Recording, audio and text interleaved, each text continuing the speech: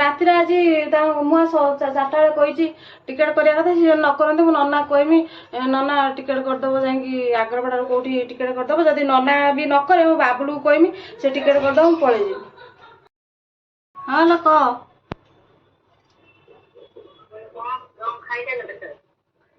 ସିଏ ଖାଇନାହାନ୍ତି ଲୋ। ସିଏ ଖାଇନାହାନ୍ତି ବା, ମୁଁ ଡାକି ଡାକି ଆଉ କଣ ଗୁରୁତଳେ ପଡିଯିବି ନା। ସେ ତ ଡାକି ଡାକି ଖାଇଲେନି, ଆଉ କଣ କରିମି କହ।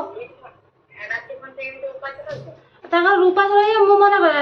ସକାଳେ ଢୋକଲା କନି ଡାକିନି ଖାଇଲେନି, ପୁଣି ଯୋଉ ଡାଲି ଭଜା ତାଙ୍କ ପାଇଁ ସ୍ପେଶାଲ ଶାଗ ଭଜା ଭାତ ସବୁ କନି, ସେ ଖାଇଲେନି। ଆଉ କଣ କରିମି କହ। ମୁଁ ଖାଇ ଦେଇଛି ନା, ସିଏ ଉପାସ ରହିବେ ବୋଲି ଝିଅ ମୁଁ ଖାଇନି ସିନା ଝିଅ ମୋ କତିରୁ ଖାଇବ, ନହେଲେ ମୁଁ ମରିଯିବିନି କି। କଣ ଲୋ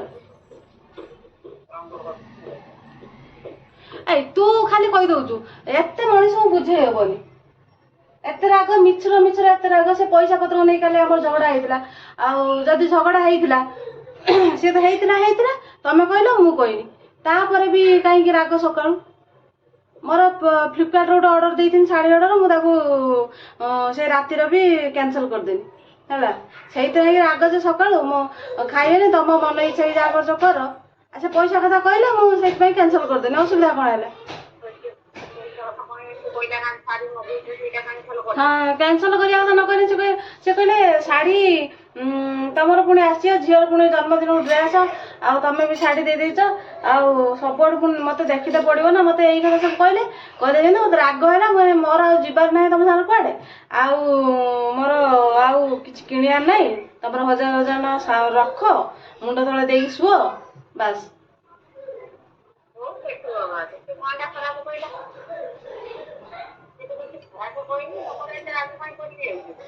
କଣ ଖରାପ କହିନି, ସିଏ କହୁନାହାନ୍ତି ଭଲ କଥା କହୁଛନ୍ତି।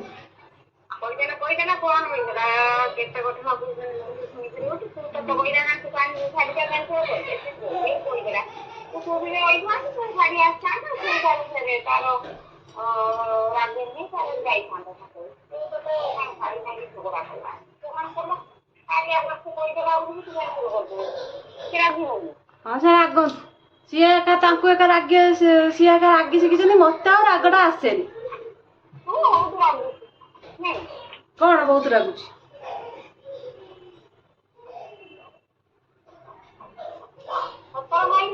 ନା ଲୋ ଖାଇନାହାନ୍ତି ଲୋ,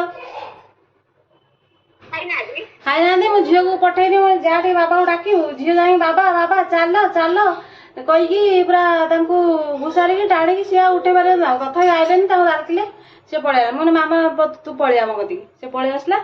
ସେ ତାକୁ ଖୁଏଇଦେନି ଶୁଏଇଦେନି, ମୁଁ ଗୋଟେ ତା କତିରୁ ଖାଇଦେନି ଝିଅ କତିରୁ। ଆଉ ସେ ତାଙ୍କର ସେମିତି ଶୋଇଲେ। ଏବେ କହିନି ଚାଲ ଯିବା, ନହେଲେ ମାର୍କେଟରୁ, ମୋର ଅଧା ନ ଖାଇଲ ନାହିଁ, ମାର୍କେଟରୁ ଚାଲ ରାନ୍ଧ, ମାନେ ଯାହା ଥିବ ଖାଇକି ଆସିବ। ନା ମୁଁ ଖାଇବିନି।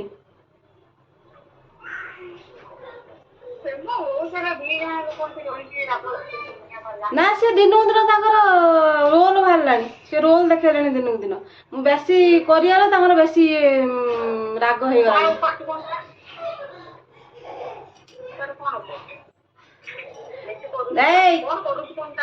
ଡୋଣ୍ଟ ଭାଷା।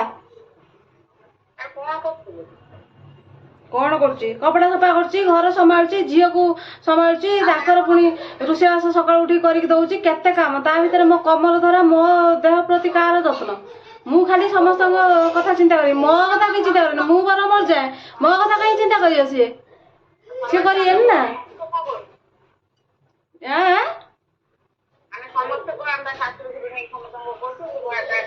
ହଁ ମୁଁ ସିନା ହଁ ମୁଁ ସେ ଏକୁଟିଆର କଣ କାମଟା ମୋର କମ କି?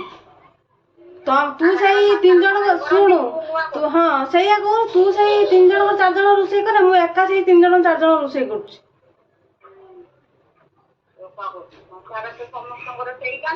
ଆଉ ସେଇଆ ସଂସାର ସେଇ କାମ ଯେ, ସେଟା ବୁଝିବ ନା ବୁଝିବନି।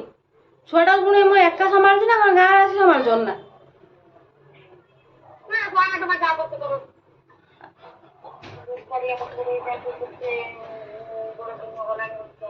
ଆଉ ସେ ତାଙ୍କର ନ ଖାଆନ୍ତୁ, ମୁଁ ହଉଛି ରାତିରେ ଆଜି ମୁଁ 4ଟା ବେଳେ କହିଛି ଟିକେଟ୍ କରିବା କଥା, ସିଏ ନ କରନ୍ତି ମୁଁ ନନା କହିମି ନନା ଟିକେଟ୍ କରିଦେବ ଯାଇକି ଆଗ୍ରପଡ଼ାରୁ କୋଉଠି ଟିକେଟ୍ କରିଦେବ, ଯଦି ନନା ବି ନ କରେ ମୁଁ ବାବୁଲୁକୁ କହିମି ସେ ଟିକେଟ୍ କରିଦେବ ମୁଁ ପଳେଇଯିବି।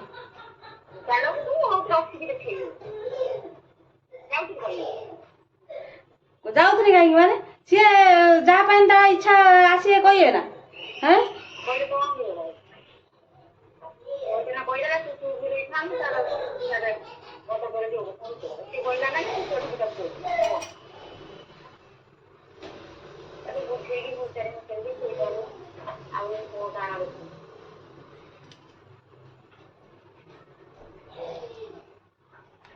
ତୁ କାହା ସବୁ କହିଦଉଛୁ, ସେ ତ ମତେ ମାଇଲେ ଆଜି,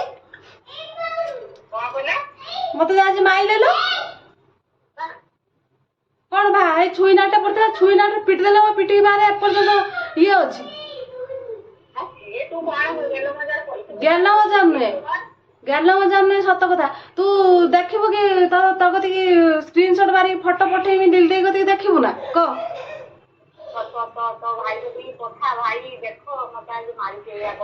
ସିଏ ତ ଆସିବ ବାଡି ଆଡୁ ବୁଝିବ ଦାଣ୍ଡ ଆଡୁ।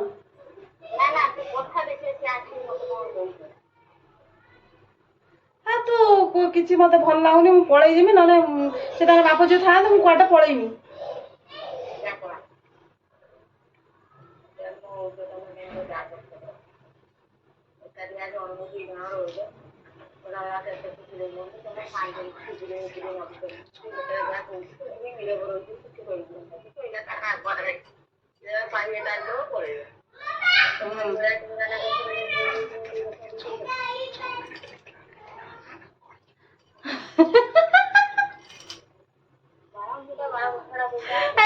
ଭାଷା କହନ ଭିଡିଓ କରୁଛି ପୁଣି ପ୍ରାଙ୍କ୍ କରୁଛନ୍ତି ତୋ ସାଙ୍ଗର।